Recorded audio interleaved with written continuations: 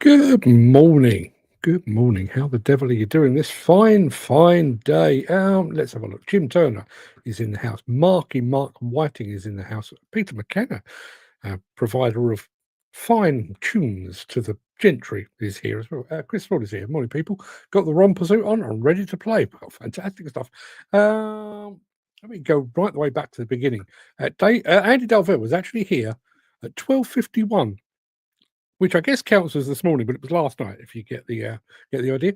I do want to say very good morning to Moffat Millworks, who are over in Big Sur in California. How I'd love to be in Big Sur in California. How is it? Is it Is it as lovely as it sounds? I bet it is. I will be in your part. Well, not your part of the world. I will be stateside next week, going to Kentucky, which I'm sure is every bit as lovely as Big Sur. Or maybe not. I don't know. Let's have a look. Dan Cullen at 9:01 saying good morning to all you plant porn lovers. Thank you very much indeed. Apparently, Moffat Millwork says yes, it is gorgeous there.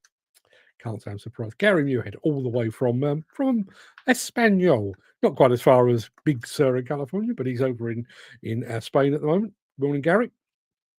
Now, Peter McKenna's here. Now, Peter McKenna says, so we have a toilet break, Mark. And he says that relates to something that Dan said. And I can't see that at all. Something's gone wrong with my system, maybe. Peter also says, have you set up a new jingle for that? Or is that a future project? They're always future projects. But for those of you that don't know, Peter very kindly provided us with a new song. You did do that. I'm just trying to see if I've got it actually on. I have. I tell you what, as he's here, he was actually absent when I played it before. Let me take that off the screen, and let me take that off the screen as well. Really should organise my screen a bit better before I start. Here we go. Where are we?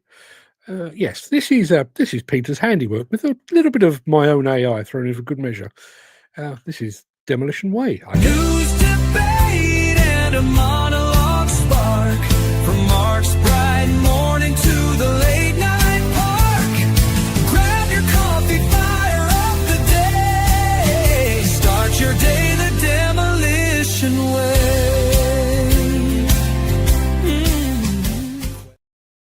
Yeah, top work, Peter. P. McEwen's sons have just joined us over on Instagram as well. They sound like they're a bit closer to home than Big Sur in California. Now,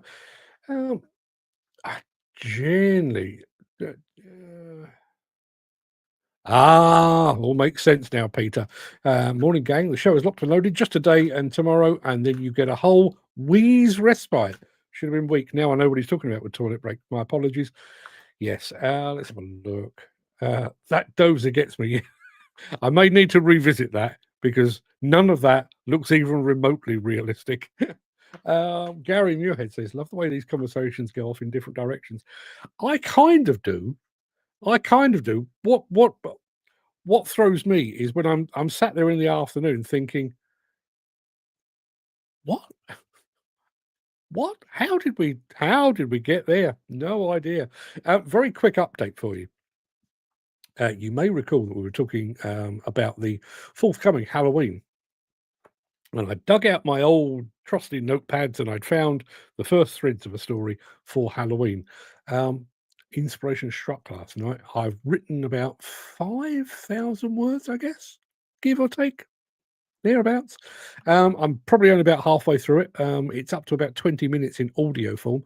So come the glorious day, come Halloween, I will have that ready for you. I reckon it's going to be quite a long one.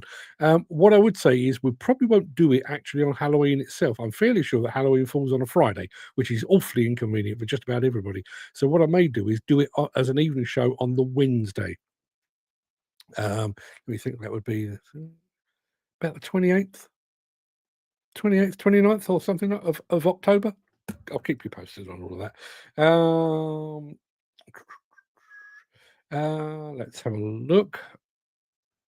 Jim Turner says, were you at the ploughing match yesterday, Chris? And Chris says, morning, Jim. Yes, I was. Cracking day and no grief. Glad to hear it. He says, looked a good day for it. Unlike today, because Dan Cullen's saying, very foggy here today. You're only up the road from me, and it's not foggy here. You need to lay off the old what's name? Vape. I don't know if you vape or not. Will it be an after dark show for Halloween? It will.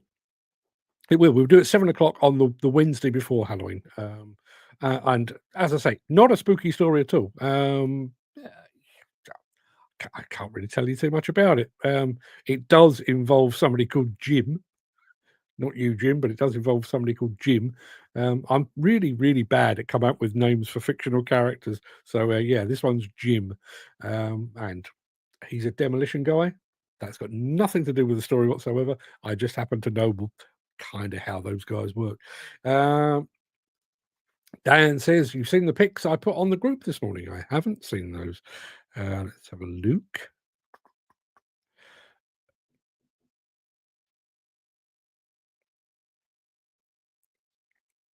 Oh, yes. Yes.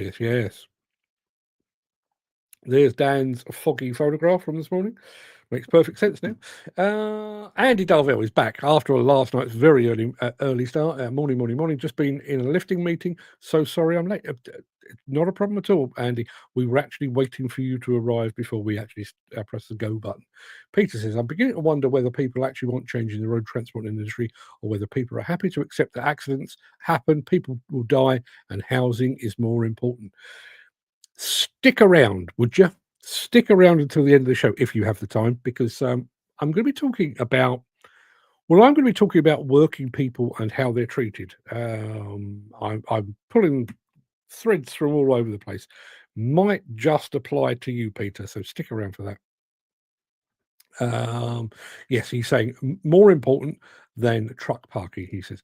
I presume the same could be said with construction. Would be good to know. Well, stick around. As I say, we've got that today. So let's crack on, shall we? We are 8 minutes in and I've done absolutely nothing so far. So let me roll the intro and get this show on the road.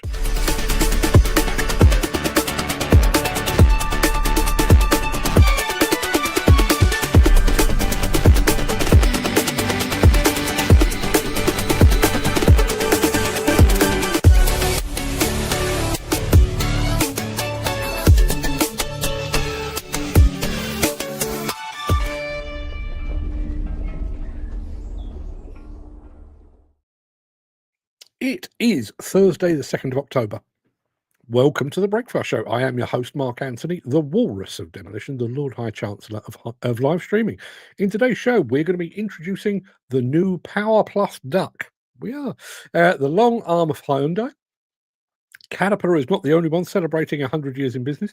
And speaking of Caterpillar, yeah, how Caterpillar monitors equipment health. And in today's Morning Monologue, as I've already indicated to Mr. McKenna there, Britain's workers betrayed. That's what it's all about. Now, I'm going to ask you a question. Well, I'm not going to ask you a question. I'm going to throw this out there. My stock of stuff to give away pretty much done. I've got virtually nothing left. I'm going to the post office today because I owe a package to Mick Norton, to Chris Ford, and also to Dan Cullen as well. I'll be doing that today, be bagging those up. But after that, the cupboard is pretty much bare. I could do a minute to win it today, but you'll have to wait until I get back to get some new stuff. Are you good with that? I'm not really comfortable with it. I tell you what, I may do that tomorrow. Skip it today. And instead of that, we're going to do this.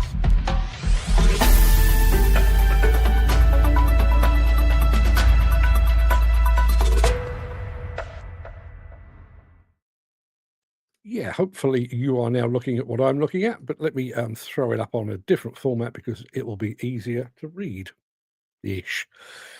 Yeah, there we are. Hot news from Construction Inquirer this morning. The world's first hydrogen digger has started prep on the Thames crossing. The world's first hydrogen-powered digger has been put to work commercially on the £9 billion Lower Thames Crossing project. As you can see, it's a hydrogen-powered JCB backhoe. National Highways have hailed the move as it sets out to become the UK's first carbon-neutral construction project. It's the first time anywhere in the world that a hydrogen construction machine has moved beyond testing and into live deployment on a major infrastructure scheme. Hold that thought. The JCB machine, supplied by Flannery Plant Hire and fueled by Rise Hydrogen, is working for Skanska as ground investigation gets underway around the route of the road near Gravesend in Kent. Now, all of that sounds awfully positive, and I'm sure they're very pleased with themselves, but don't lose sight of the fact that it's just exploratory work. We're not talking about major muck shifts using hydrogen fuel machines. We're just talking about fairly low key, but it is commercially available. It is being used. You have to say, hats off to the people behind it. Hats off to JCB, to Rise Hydrogen. In years to come, this could be the bit where everybody looks back and say, the starting point for hydrogen, it was that. It was the Thames crossing right there. What have we got in the chat? Peter McKenna says, "Oh, Mark, I still haven't received my winnings." Did you have winnings? Did you have winnings? I'm seeing nothing on my list here at all.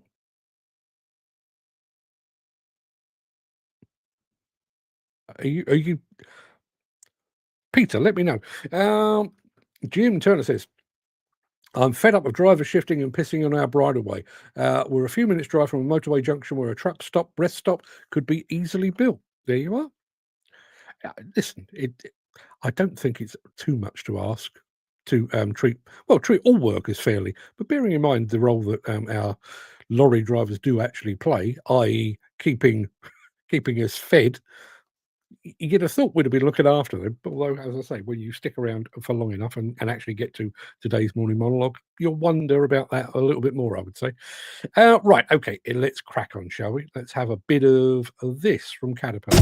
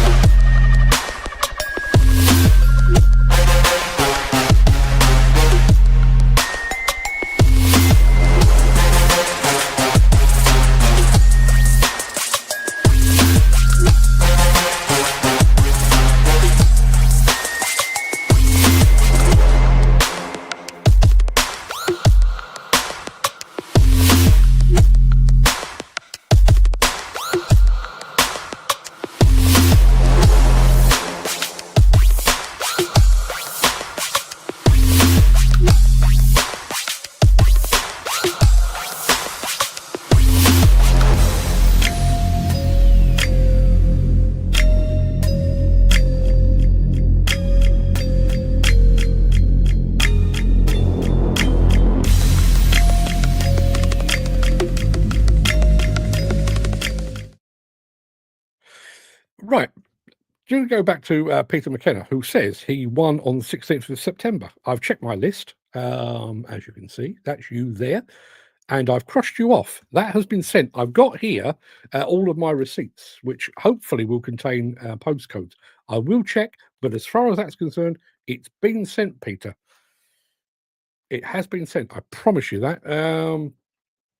If push comes to shove, I may be able to make up another one. But let's give it a day or two and see how we pan out. Dan says, "Seeing the news where lorries were parking on a road behind a housing estate and smell of pee and fridge running, annoying people. Where are they supposed to park, I would guess?" JCB Deutschland has just joined us over on Instagram. Good to see those folks here. Ken Hatcher is here. Ken was missing yesterday. I almost sent out a search party. Ken Hatcher saying, "Didn't know you were back this week." I haven't been yet. I don't go away until Saturday. But he has his box of goodies. See, the system does work. Peter, I've got a horrible feeling that the postman up in your part of the world, if you see a postman walking around in a JCB beanie hat, you'll know precisely why. You really will. Right, okay, proper stuff now. Power Plus, we don't talk about them very often, but they've got a new rubber duck in their armory, and it looks like this.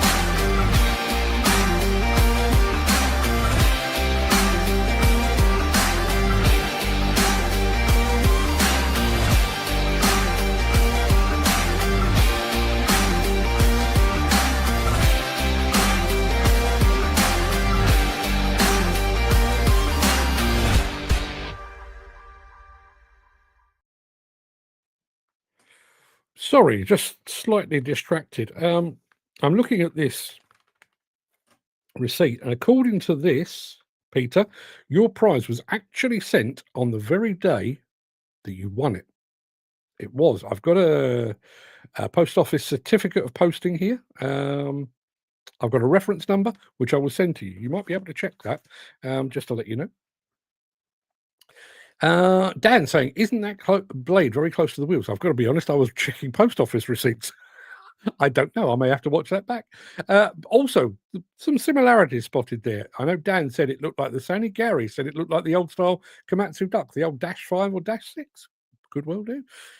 Mike Wolf from the mighty Global Highways here. The contract for the Lower Thames crossing requires that no diesel machines be used on site. There will be more hydrogen fuel machines there in the future, but the majority of the fleet will be electric. The muck shift to the approach roads will probably be carried out by the new electric Volvo ADTs we saw introduced at Balmer. I hope that is the case. I hope that is the case. Always a bit of a concern when you see newfangled machines at exhibitions, that they are there basically for the exhibition, never to be seen again. I'd love to think that they're going to be used in the wild. Mike Wolf says, I expect some of the excavators will be Volvos too. I'm sure all the other firms will have, with the electric excavators, will want to get their equipment there too. I'm sure they will. Always, do you know, one of the things that amazes me with that, I was at a Construction Equipment Association meeting. I think it was probably 6 months before HS2 was granted royal assent, and they already had in place basically a shopping list. You know, we're going to need 600 ADTs and 400 excavators, or whatever the maths were. Already had that on. Already had that, and literally it was like royal assent. We've got planning permission. We've got the go. Right, let's go and do the. We know what we're getting at the shop. Now let's go and actually buy the stuff. No way that's going to make that project will overrun.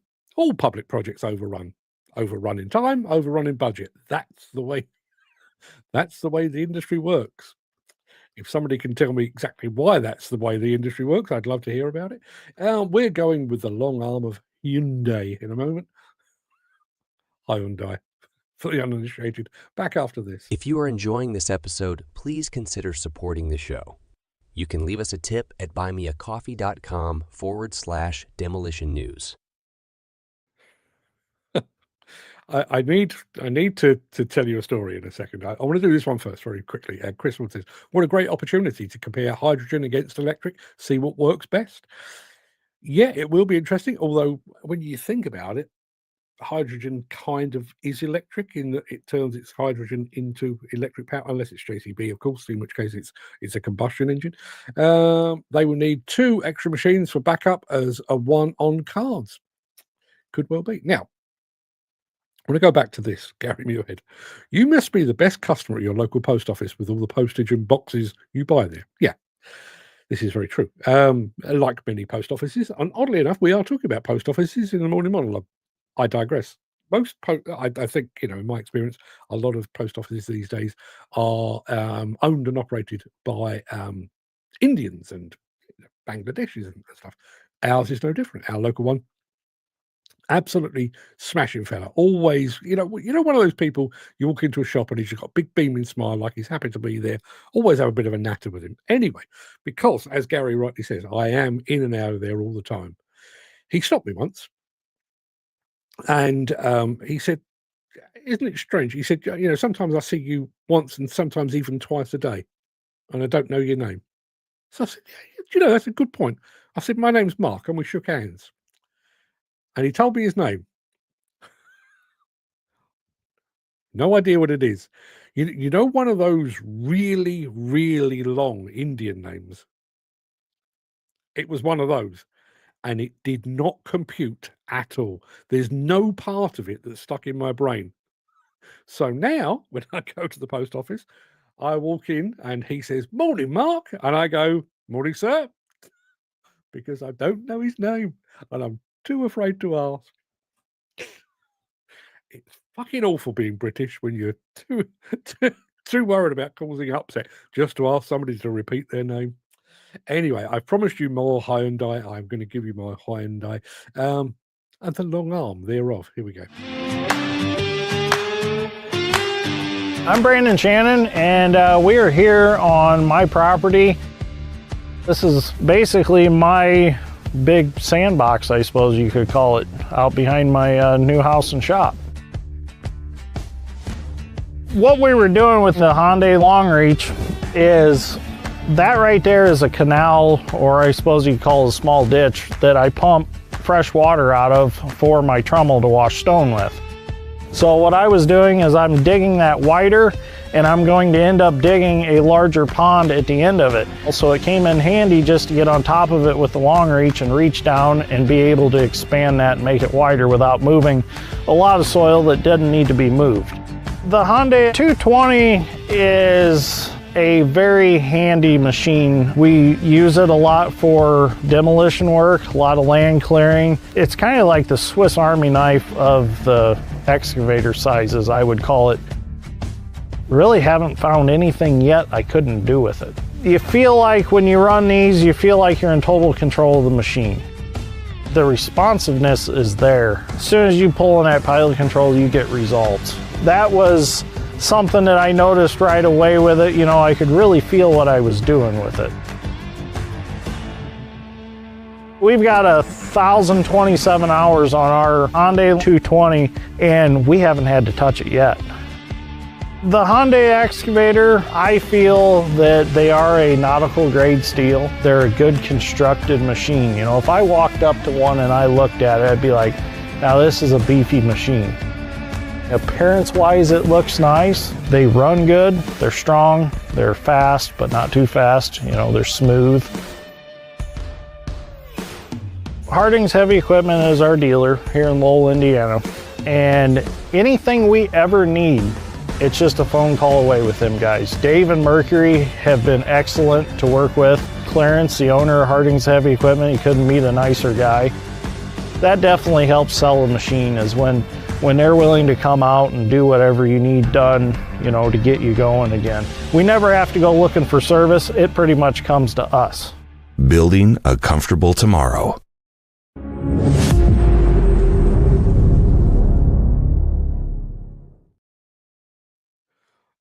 Lots and lots of feedback on that. Jim Turner saying he sounds like Rodney Norman. I'd love to agree with you, but I haven't got a bloody clue who Rodney Norman is. Dan Cullen saying that's what we're working with, pure sand. He also says Hyundai. Yeah, the Americans do love Hyundai. They really do. Going back to my inability to remember my post office man's name, Jim Turner, I think I can't pull off either of those, but he says I call everyone Duck or Love because I don't remember names. It's much easier. I used to work with a guy, sadly no longer with us, and I could always tell when he couldn't remember somebody's name because they'd bowl up to him, "Morning, Adrian," and he'd go, "Morning, sir," and I'd look at him and he'd frown at me like, "Yeah, I can't remember his name either." And I've started doing it myself. I don't know if it's an age thing or whether I've just got too many names filed away. Whatever it is, I can't do it, particularly with Indian names. Andy Thornton has just arrived. He says, "Good morning, late to the event." Andy, the things you've missed, the dancing girls, the free money. Where did that come from? Where did that come from? Gary, why don't you call the guy at the post office Pat after the legendary postman? Oh, well, I'm not sure he'd respond well to Pat, particularly as I'm supposed to know his actual name. Peter McKenna, going back to that hydrogen backhoe loader, says in 2023, the UK imported hydrogen primarily from the Netherlands, Ireland, and Belgium, with a total value of approximately $4.6 million. So not really a green option at the moment. That was 2023. And this is coming from, the hydrogen apparently is coming from Rise Hydrogen, which, if memory serves me correctly, is actually, it's either owned or one of the major shareholders in it is actually a JCB person or a Bamford person. I can't remember if it's Joe or George, but one of the Bamford family is very actively involved in Rise Hydrogen. And I'm fairly sure they are actually, I almost said baking. I almost said they're baking hydrogen. Yes, put some fresh hydrogen in the oven and we'll dish that. They're manufacturing, creating hydrogen out of things. Yeah. Andy Thornton, that's why I was late. He was already dealing with the naked women and the dancing girls and the free money. I'd say Pal or Buddy, if I don't remember names. Yeah, Pal. I do fall on that one occasionally, I have to say. Anywho, people, plenty more to get through. Where are we? Oh, yeah, I know where we're going. We're talking to a John Deere customer in a moment. Back after this. Since the finance bill came into effect in April, the construction industry has seen a surge of fuel thefts. The rising cost of living has placed an additional risk of theft by employees and contractors, as well as opportunistic thieves. By using diesel dye and placing warnings of its use, you are sending a clear message that this is your fuel.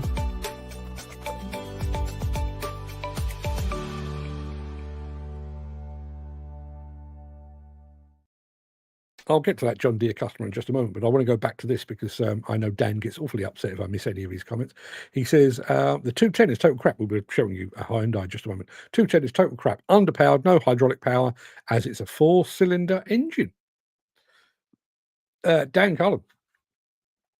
I hate the word bro. I shut people down when they do that. Yeah. Fine if you're a surfer dude. In Big Sur, like our friend earlier. I think you can get away with bro there. Don't be calling me bro, please. I wouldn't want my sister to call me bro, and I am her bro. Peter McKenna says, apparently in 2025 they import green ammonia into Immingham to produce the UK's own supply of green hydrogen. There you are. Andy Darville. The audience of this show are fuckers. Morning, bro. Peter McKenna says, okay, Dan, bro. Yeah. It's madness to bake hydrogen direct from the grid. Hydrogen should be made remotely, then it would be truly green fuel. I really hope that the idea of baking hydrogen doesn't catch on. And Mark Fitz over on Instagram just said, bro, chill out. Fuck off. But morning, Mark. Let's have a look what we got here. Dan saying, Andy, watch it, not sure. Peter says, or Dan says, Peter, stop it. Yes, do stop it. Yeah, now, I was going to wear a different hat today. I don't know if you can see that one there. Caterpillar, obviously, are celebrating 100 years of being Caterpillar, but they're not the only ones celebrating a centenary. Take a look at this. Seems like everywhere I drive in the Quad Cities, I see something we've touched or built. The neat thing about the Main Street Landing project is it's a $27 million infrastructure investment by the city of Davenport right here along the Mississippi riverfront. It's going to be a large park with a lot of play amenities, pedestrian bridge across the railroad. Hopefully it'll be a great local destination, and hopefully it'll be a destination for people outside of the area as well to come here and visit the downtown, the riverfront, and to enjoy the large investment here. I believe one of the reasons how we've stayed in business for over 100 years is being able to be diversified and do a lot of different things. The talent alone speaks for itself. I mean, we have multiple people that are well known through the Quad Cities for their level of detail, their accuracy in doing work, and their expertise in the field. I started back in 1990 in the Marine Corps as a heavy equipment operator. I've been a heavy equipment operator for 35 years. I've been with Valley for 20 years. The Haas family and Valley Construction alone has employed some of the best people in the Quad Cities. I've operated excavators, bulldozers, skid steers, motor graders, pavers, trimmers, a lot of dozer work, and a lot of GPS work. Having the right items on hand to do our tasks, that's one of the things that the Haas's really emphasized. My grandfather grew up here in Davenport, Iowa. His father was more of a building builder who had built the Peterson Paper Building back in 1907. We've had working relations with our local Deere dealer and with John Deere. With our local dealer probably going back to the mid-80s, and with Deere going back probably as long as Deere's been making construction equipment. What John Deere has provided to the construction industry is newer and newer technologies that helps us integrate what is older and starting to get a little outdated and starts to supply something that's a little bit more turnkey for our operators in the machine. After learning it and being around it for several years, it's more productive. There's less less downtime. It's just all around makes the project go quicker. That's why having the best equipment on a job site like John Deere is really what's important for us to accomplish their goals. I believe my grandfather and my father, who have both passed away, would be super proud of where our company is today, what we've been able to accomplish and achieve, and how we've kept their dreams and legacies moving forward.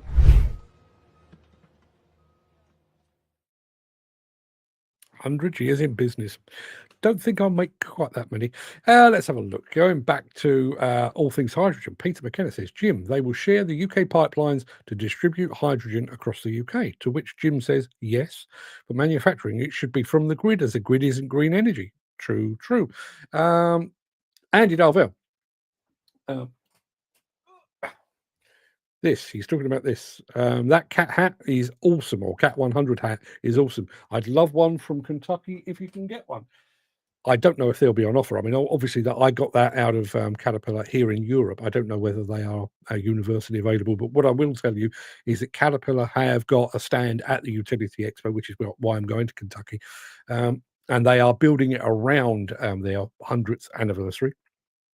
And apparently, they've got some of their equipment actually in the old kind of battleship grey Caterpillar colour. Looking forward to seeing that. Dan, going back to the company we just saw there with John Deere. "Oh, I love travelling around and telling people I worked there on demo or muck shift or drainage of that development." Yeah. Listen, I think that's one of the things that gets lost in the mire of discussions about construction. I mean, I tell people, if I drive past, for example, I drive past Meadowhall, the big shopping centre, used to be the biggest in Europe, now seems relatively small, but the big old Meadowhall shopping centre up in Sheffield. I was there when they were actually putting the concrete slab down. That's how old I am. And I drive past it now, and even to this day, I mean, Fred's absolutely bored with it, but I drive past that. I was there before that even existed. Of course you do. Of course you do, that sort of thing. Bro Dan, hope your day runs smoothly. We're back to bro again. "The only true green is the grass. The green myth is a money-making exercise," he said cynically. Jim Turner says that should have said shouldn't be from the grid. No, it shouldn't be from the grid. I think I filled the gaps there. I don't think I've actually seen a Deere machine out in the wild in the UK working. There are a few, but primarily agricultural machines, and there are a few sort of throwbacks. But yeah, they do exist. I am hoping. I don't even know if John Deere are at the Utility Expo, but I am going to plead with them. Well, first of all, I'm going to plead with them for another hat. I do have a John Deere hat, but hey, you can never have too many of those. But I'm going to tell them, "Look, you buggers, I've got a daily live stream show, and every time I show off John Deere, the audience says, 'Oh, I wish we could get our hands on those over here.' I'm going to tell them. Maybe I can convince them. Maybe not. We shall see." Okay, we've got what do we got? We've got one more film to play you, and then I'm going to be pissing and moaning again. Back after this.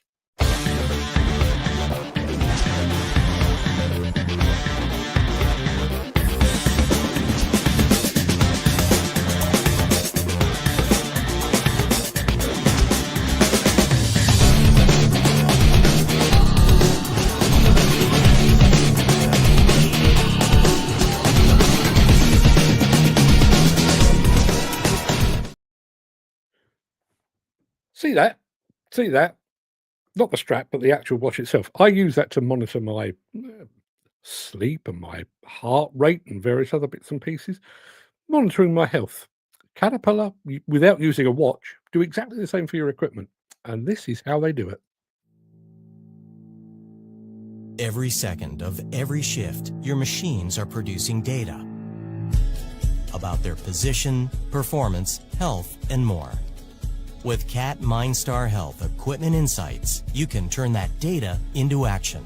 Equipment Insights is a cloud-based dynamic data management tool enabling you to make more informed maintenance decisions to reduce your downtime and costs. Using customizable dashboards, you can monitor equipment, identify trends, and automatically generate and send the reports you want to whomever you want, ensuring the right data gets into the right hands at exactly the right time. Every time. This automatic sifting of data keeps your maintenance staff proactive, so they can address smaller issues before they become larger problems. It also lets you optimize your maintenance schedule for greater productivity and less costs. HEI is a platform that looks at every single data channel that comes off of the machines and then trends that over time. And then we're looking for deviations in trend, and we find those trends before an operator will even notice a change in performance. The information coming out, it's really live data, so it gives you a lot of insight in what the actual truck is doing right at this moment. And then we can ascertain what sort of maintenance we need at that time and what tools, what diagnostic procedures we can take into account as we're going down to fix the truck. Taking the data into account, we can get them to stop it immediately, we can get them to stop it at the next crib break or fuel break, or we can get them to stop it at the next service to schedule things in. The customer is able to avoid many unplanned failures which could be catastrophic and affect his production, so he gets to schedule jobs in rather than have just failures. We can have the truck back on the road and producing rather than sitting in a workshop broken down. Cat MindStar Health Equipment Insights. Go beyond data and turn insights into action.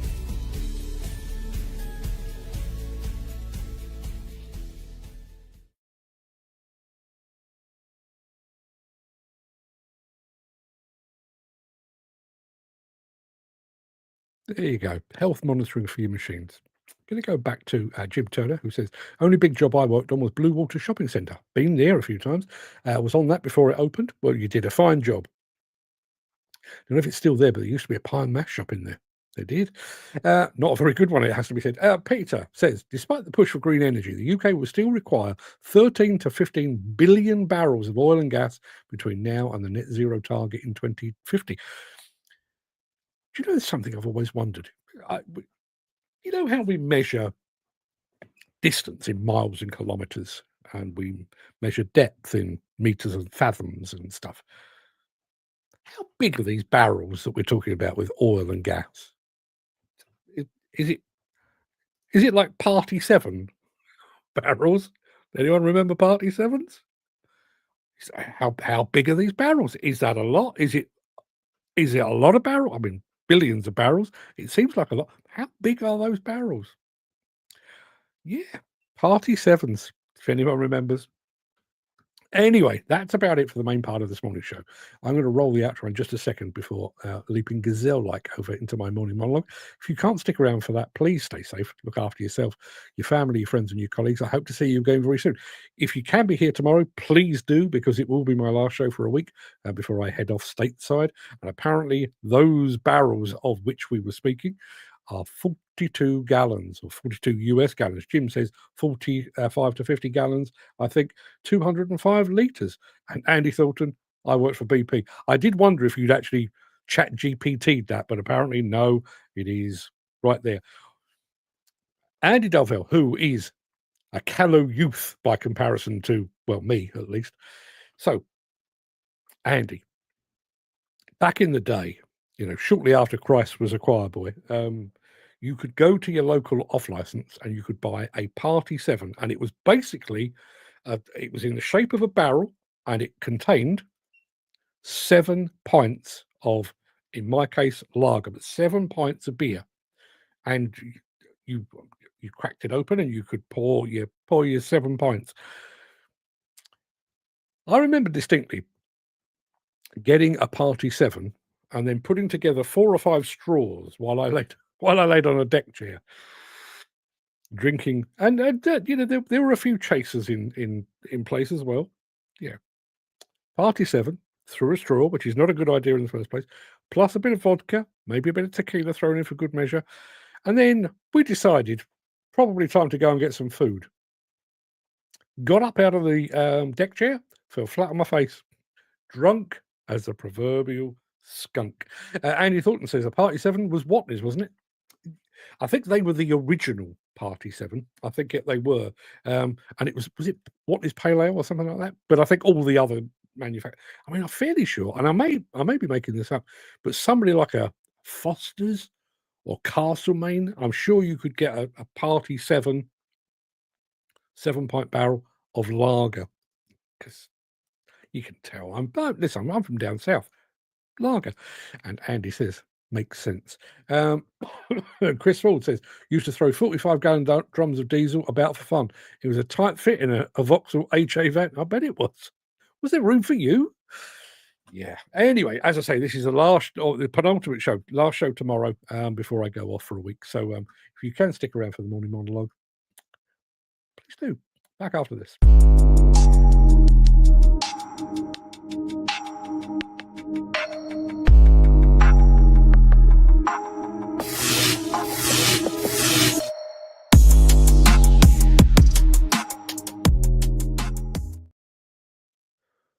The Hillsborough disaster was a fatal crowd crush that occurred at a football match at Hillsborough Stadium in Sheffield on the 15th of April, 1989. It happened during an FA Cup semi-final between Liverpool and Nottingham Forest in the two standing-only central pens of the Leppings Lane stand allocated to Liverpool supporters. Shortly before kick-off, police match commander David Duckenfield ordered exit gate C to be opened in an attempt to ease crowding, which led to an influx of supporters entering the pens. That move resulted in overcrowding of those pens and the fatal crush, with a total of 97 fatalities and 766 injuries. The disaster is the deadliest in British sporting history. In the following days and weeks, South Yorkshire police fed the press false stories suggesting that football hooliganism and drunkenness among Liverpool football supporters, had caused the disaster. 26 years after the tragedy, a second coroner's inquest ruled that the supporters were unlawfully killed, owing to grossly negligent failures by police and ambulance services to fulfil their duty of care. In the end, 6 people were charged with offences including manslaughter by gross negligence, misconduct in public office, and perverting the course of justice for their actions during and after the disaster. On the 14th of June 2017, a fire broke out in the 24-storey Grenfell block of the Grenfell Tower. On the 14th of June 2017, a fire broke out in the 24-storey Grenfell Tower block of flats in North Kensington in West London. That fire burned for 60 hours. 70 people died at the scene and 2 later died in hospital. It was the deadliest structural fire in the United Kingdom since the 1988 Piper Alpha oil platform disaster, and the worst UK residential fire since the Blitz of World War II. As Grenfell was an existing building originally built in concrete to varying tolerances, gaps around windows or around window openings following window installation were irregular, and these were filled with combustible foam insulation to maintain air tightness by contractors. The Grenfell Tower inquiry began on the 14th of September 2017 to investigate the causes of the fire and other related issues. Findings from the first report of the inquiry were released in October 2019 and addressed the events of the night. It affirmed that the building's exterior didn't comply with regulations and was the central reason why the fire spread. It also said that the fire service were too late and too slow in advising residents to evacuate. A second phase to investigate the broader causes began on the 27th of January 2020. After extensive hearings, Grenfell Tower Inquiry's final report was published on the 26th of February 2025, as was the government's response, which accepted the findings and outlined plans to act on all 58 recommendations. Police investigations are ongoing to identify possible cases to place before the Crown Prosecution Service, who will decide on criminal charges. Due to the complexity and volume of material, cases aren't expected to be presented before the end of 2026, with any trials beginning in 2027. The British Post Office scandal involved the Post Office pursuing thousands of innocent sub-postmasters for apparent financial shortfalls caused by faults in Horizon, an accounting software system developed by Fujitsu. Between 1999 and 2015, more than 900 sub-postmasters were wrongfully convicted of theft, fraud, and false accounting based on the faulty data from that software. Other sub-postmasters were prosecuted but not convicted, forced to cover illusory shortfalls caused by Horizon with their own money, or they had their contracts terminated. The court cases, criminal convictions, imprisonments, loss of livelihoods and homes, and debts and bankruptcies led to stress, illness, and family breakdowns, and were linked to at least 13 suicides. Shockingly, it took a UK TV dramatisation to bring this into the media spotlight. On the 23rd of February 2016, the boiler house at the disused Didcot A power station partially collapsed, killing 4 workers: Ken Cresswell, John Shaw, Mick Collins and Chris Huxtable. The workers' bodies weren't recovered for months, and the families of the deceased are still waiting clear answers about the incident, with the investigation still ongoing almost 10 years later. 4 very different cases, yet they are bound by certain striking similarities. Most obvious among those similarities is that in each instance there was a loss of life. 4 at Didcot, 72 at Grenfell Tower, 97 at Hillsborough. And while the individuals took their own lives, the post office scandal is linked to 13 suicides. In each of the 4 cases, it took an inordinate amount of time to reach anything even approaching a resolution. In fact, the disasters at Didcot and Grenfell are still subject to an ongoing investigation. There's another similarity at play here too, at least in 3 of the 4 cases. In the case of both Hillsborough and the post office scandal, the authorities chose to blame the victims. In the case of Grenfell, those living in the ill-fated tower had their safety concerns ignored. But the greatest similarity between Hillsborough, Grenfell, Didcot and the post office scandal is one that goes unspoken, even though it's obvious to even the most casual observer. In each instance, the victims were all working class men and women. Now, around half of the people in the UK are classified as working class. The law of averages therefore means that working class people are maybe a bit more likely to have been victims in each of these 4 cases. But would it have required a TV drama series to highlight the plight of 900 people if those people had been working at a legal practice rather than a local post office? Would it have taken 30 years to exonerate those Liverpool supporters if they'd been a bunch of bankers on a Jolly Boys outing? Would we still be waiting for answers over the Didcot disaster if the 4 men that had perished had been MPs rather than demolition workers? Here's the thing. Yes, working class people are probably more likely to be in attendance at a football match. Statistically speaking, working class people are more likely to find themselves living in a tower block. They're more likely to find themselves working on the demolition of a power station boiler house or behind a counter in a post office. But in each instance, the same duty of care should have been in place, regardless of whether the victims were working class, middle class, or members of the aristocracy.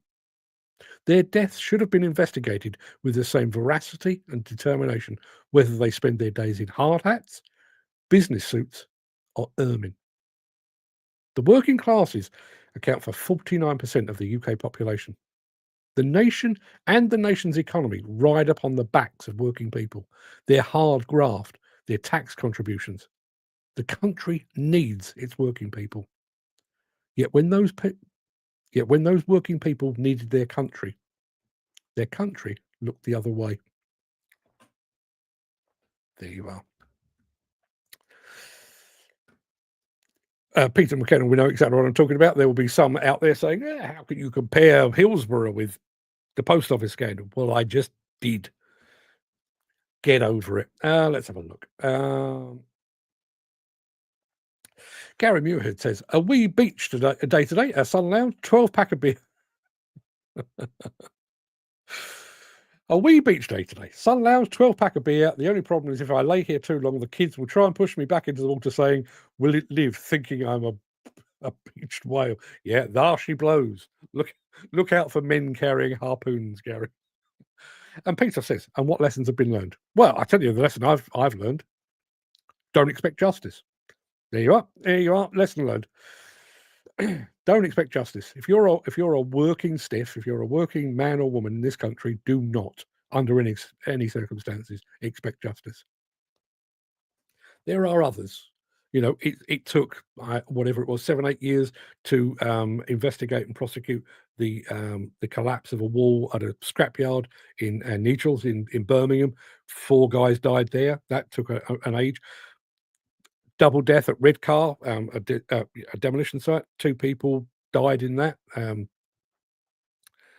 McKay, Tommy Williams, still under investigation. Do not, if you are working class, do not expect justice, because it's not built for you. Gary Muirhead says, I remember watching a Piper Alpha documentary, and one woman had said something that reminded me of Didcot. She said, there's a million words written and spoken, and only one word not said, sorry. Yeah. Do you know, there's a thing, right? I'll do this one very quickly. Christine says, good morning, Mark, and good morning, gang. Good morning, Christine. Is he behaving himself, Christine? I bet he's not. Yeah. See, isn't it a weird world? My dad told me a thing when I first started driving on my own. Passed my test, started driving, and he actually said, if ever you're in an accident, don't apologise. Because if you apologise, you are basically accepting liability. It's your fault. There you are. We've built our entire justice system upon that premise. For the love of God, do not say sorry, because to say sorry is to admit culpability. So the demolition contractor at Didcot can't say sorry, because if they do, it must have been their fault. Post office scandal, Fujitsu, can't say sorry, exactly the same thing. The police, the owners of the Hillsborough Stadium, the ambulance services can't say sorry to the victims, because if they do, they are immediately liable. Now, I'm not entirely sure that the word sorry would carry a great deal of weight with the bereaved families in any of those instances, but you'd think it'd be a starting point. And let's be absolutely honest, it is the most human thing. It's the most British thing. I will walk through a supermarket or down my local road, and somebody might walk into me or hit me with their trolley, and I'll apologise for being in their way. That's the British way. Oh, sorry. That's the British way. And yet when you get to this kind of thing, where money is involved, what was the song? Sorry seems to be the hardest word. Yeah. Andy Thornton says, in inquiries, I understand the complexity of evidence, legal safeguards, controls, etc. What I don't get is the limited enforcement power, scope restrictions, political deflection, and cost and fatigue. Yeah.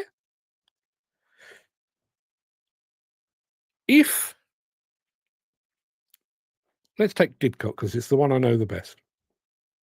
In February next year, it'll be 10 years. Now, nobody has ever answered this to my satisfaction, but let's just say that, there was an initial flurry of activity among Thames Valley Police in the immediate aftermath.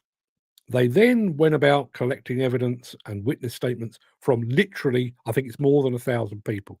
So they've pulled all that together. Now, even if they've then downscaled that and given it to a pen pusher and said, work your way through this, find out any sort of common links that might point to the cause of the incident and all that kind of thing. But even if that's the case, right? What are we paying that person? 50, 60, 80 grand a year for 10 years?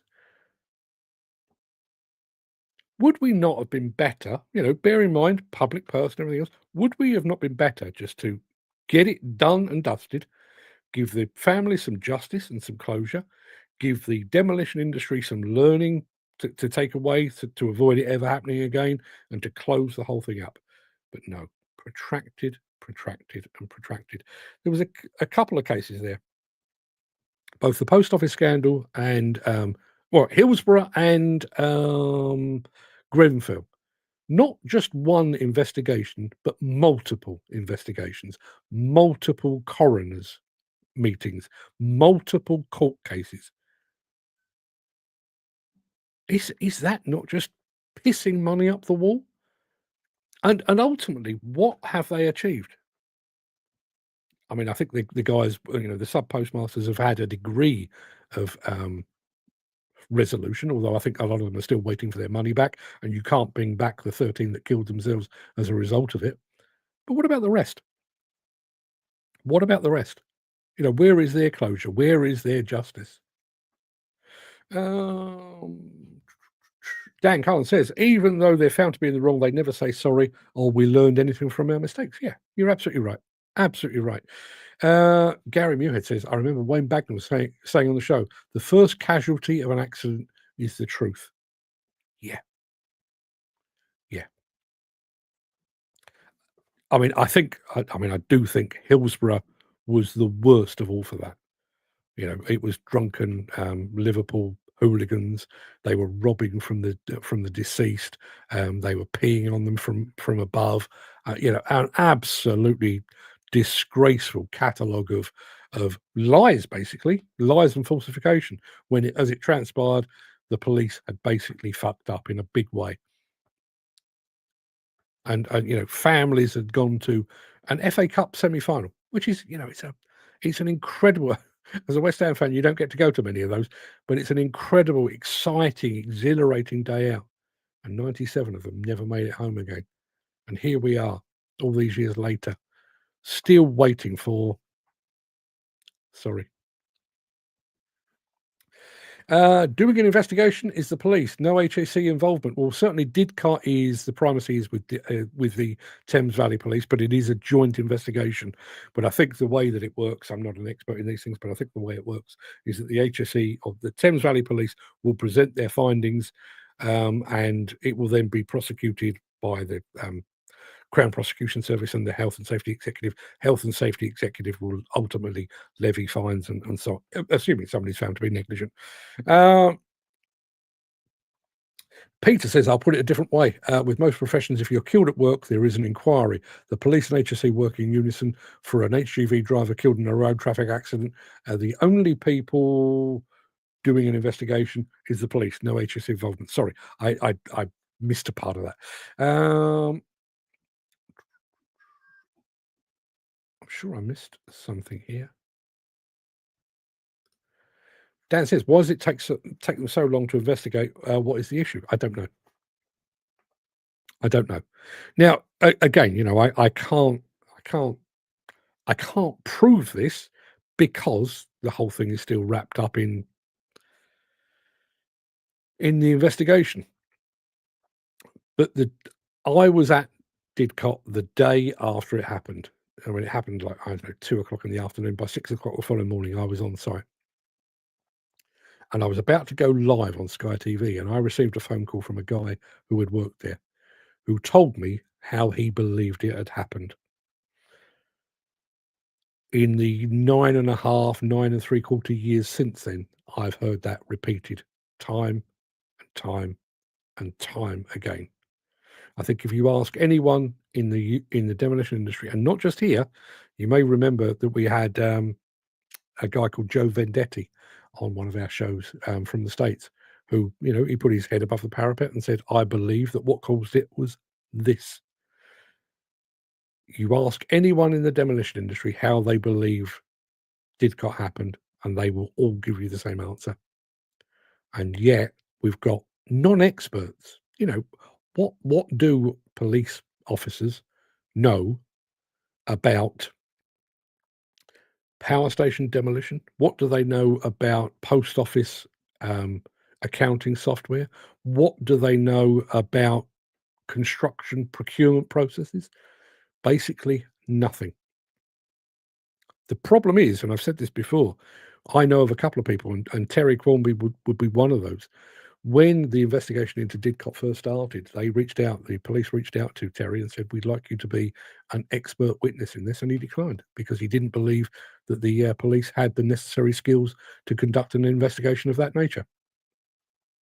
So they are, unless they've found an expert from somewhere else, they're basically working blind. And they would be working blind at Grenfell as well. You know, how many structural engineers, construction procurement experts are in the UK police force? My guess is probably none. Probably none. Which, again, is one of the reasons it's as protracted as it is. Andy Thornton says, in the case of Grenfell, it resulted in massive stress due to compliance of recording a lifetime of experience in unrealistic time for safety officers that will end up with the rest of the industry. Yep. End up with the rest of the industry that will need to do the same. Yeah, absolutely right.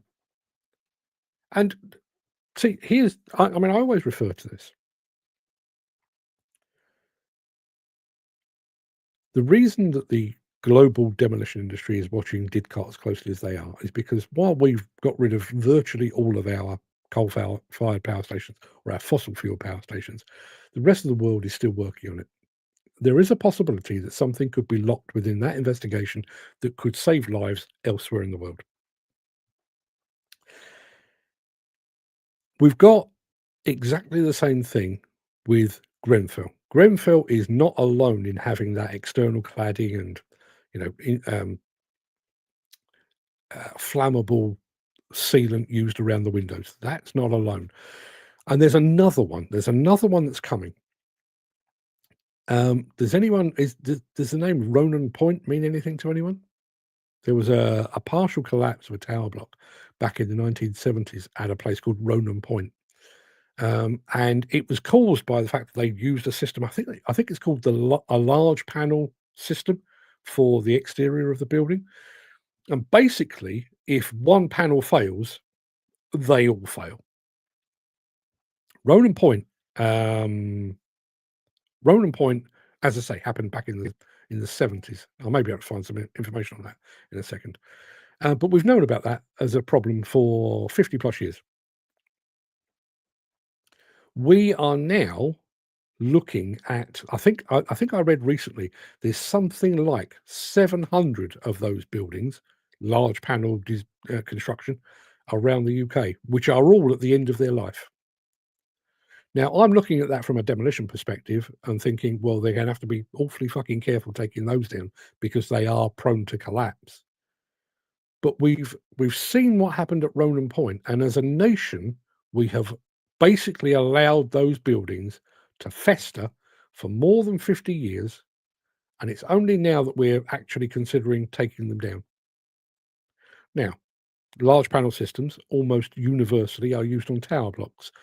Who are the people that live in tower blocks most often? Working men and women. I'm not talking about luxury apartment blocks and penthouse apartments and that kind of thing. I'm talking about your residential, often council tower blocks. Who lives in them? Working men and women. If that large panel construction had been used on a doctor's surgery or on the headquarters of a large legal firm, do you think it'd still be there? Or do you think it would have been sorted out? Gary says, I remember you saying wherever you go in the world, any demolition meeting, the first thing you're asked is what's happening with the Didcot investigation. It still is. And seriously, the one that blew my mind, well, I mean, the whole trip blew my mind, but the one that absolutely blew my mind, when I did the study tour to Japan with the European Demolition Association back in 2019, now bearing in mind that was 3 years after Didcot had happened. Obviously, Japan, very different language, culture, and everything else. But I was among demolition people. So we did a couple of days where we went to a Caterpillar factory that was being demolished. We visited a few of the manufacturers, including Caterpillar, making excavators and little dozers and that kind of thing. We did all of that. But just before we were due to leave, there was kind of a seminar's the wrong word, but it was a kind of a meeting of minds. So we had European and American demolition contractors meeting up with Japanese demolition contractors. The whole thing was conducted through translators. None of us Europeans and Americans spoke a word of Japanese. None of the Japanese spoke a bloody word of English. But we all spoke the common language of demolition. So I'm in a meeting, as I say, with 20, 30 Japanese demolition contractors. And a guy came over and he bowed and through the translator, he said, "Where are you from?" And I said, "I'm from the UK." And he looked at my badge, "Oh, Demolition News."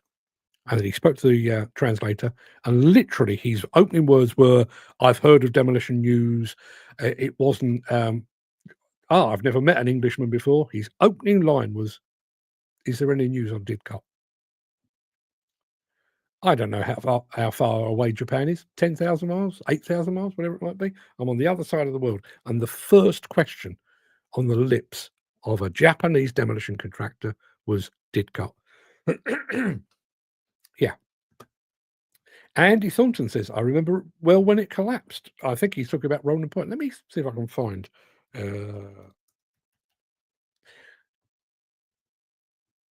Ronan Point disaster. There we are. Let me share my screen. Let me take that bit there away. Let me add this bit here. Ronan Point. There you are. Come on, you bugger. There you are.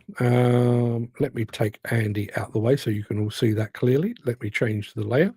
So this is from the BBC website, if you want to go and have a look at it. It says Ronan Point, a 50-year building safety problem. At approximately 5:45 a.m. on Thursday, the 16th of May, it was actually in the 60s, May 1968, Ivy Hodge lit a match. A duff connection between the gas main and her cooker, however, had been allowed to get a leak gas into the kitchen. The cloud exploded, throwing her to the floor. She was knocked out and received some minor burns. When she came to, she found a large portion of the 22-story high-rise in which she lived had collapsed. So there you are. I mean, it's not the clearest of pictures, but you can see that basically the side of a tower block fell off. It was caused by a simple gas explosion, and gas explosions are, not surprisingly, they are explosive, but a different type of design would have withstood that. One panel failed, they all failed, and that was the result. And here we are. I mean, that was 68. So in 3 years' time, that'll be 60 years ago, and it's only now that we're dealing with it. Let me take that away. Go back to full screen. Gary says, I remember an ITV news commentator saying on the day Didcot, talking about the disaster and saying that contractor was up for an award ceremony that same night. Shocking. Yeah. Listen,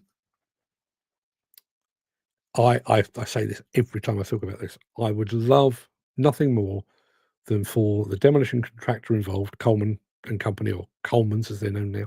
I'd love nothing more than for them to be exonerated. I really would.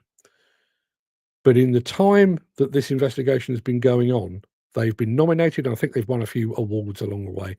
And at last year's World Demolition Awards, the main man there, Mark Coleman, was a keynote speaker at the World Demolition Awards.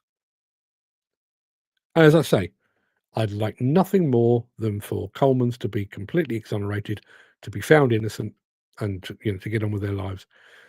But is that an appropriate representation of the global demolition industry when that investigation is still going on? I personally believe it's not. There you are. Let me take that away. Anyway, people, last show tomorrow. Last show for a whole week. I'm going to be swanning around Kentucky. Do you know, it's a weird thing. I mean, I know some of the people I'm going to meet because, we've had to prearrange a lot of that.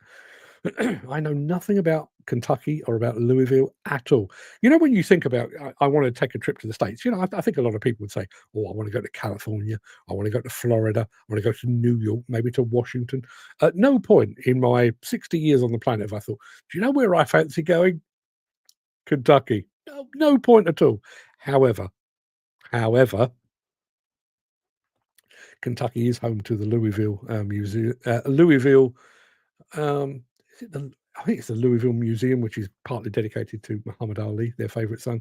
So I'm looking forward to seeing that. Dan Cullen says, sadly, the truth hurts, and that's why they're covering their backs. Yeah. We'll be going into double figures anniversary and still no resolution. I don't know. I had a phone call out of the blue, actually. Excuse me. Excuse me again. Back end of last week from one of the Yorkshire TV stations to ask if I would be available to make comment on Didcot. And I immediately thought, oh, I wonder, have they heard that, we're getting closer and are they getting ready? And I went back to them and said, look, I'll make myself available if I possibly can, if I'm on the country. But have you heard something? And they went, oh, no. We're just putting something together just in case. 10 years on, just in case there is resolution. Andy Thornton says, you'll love it. I'm sure I will. I've never had a bad trip to America. Not once. I've frozen my bits off. I've sweated cobs. I've had the ups and downs of weather. I've stayed in some grotty places. I've stayed in some lovely places. At no point have I had a bad time. What kind of food are you looking to try while you're away? Well, Mike Wolf says, keep an eye out for the blue moon. Yeah, blue moon of Kentucky. Yes. What kind of food? I think I said this the other day, but if I didn't, I'll say it again. When we do Vegas and my wife is in tow, yeah, listen, she can get down and dirty with a burger as good as the next man, but you tend to go and, let's go and have a sort of sit down in a Chinese or an Italian or whatever it might be. And, it's knives and forks and nice tablecloths and service and stuff. This time, just me and Fred. We've checked out a few places to eat, but a couple of the places we're most looking forward to are basically food trucks. There are permanent food trucks, not a million miles away from both where we're staying and at the exhibition centre as well. Go and have a proper American smash burger standing in the street with gravy dripping down my chin. That's what I'm after. That's what I'm looking forward to. When I come back, obviously you will find me in a diabetic coma, and for that I can only apologise. But it'll be worth it. It will absolutely be worth it. As I say, final show for a week tomorrow. So please, if you can possibly join us, please do. Gary, go back to that 12-pack. Give Christine a big kiss for me, would you? And the kids. Well, fuck it. Give everyone a kiss. Even that woman sat beside you. Give her a kiss as well. And I will. Dan Cullen saying, I'm fairly sure this is predictive text taking over because he says, have great thunder, lads. I think that's Thursday. He may well be. It may be thunder. Dan Cullen, God of Thunder, 4 to his friends. Have great thunder, everyone. I'll see you tomorrow. All the best.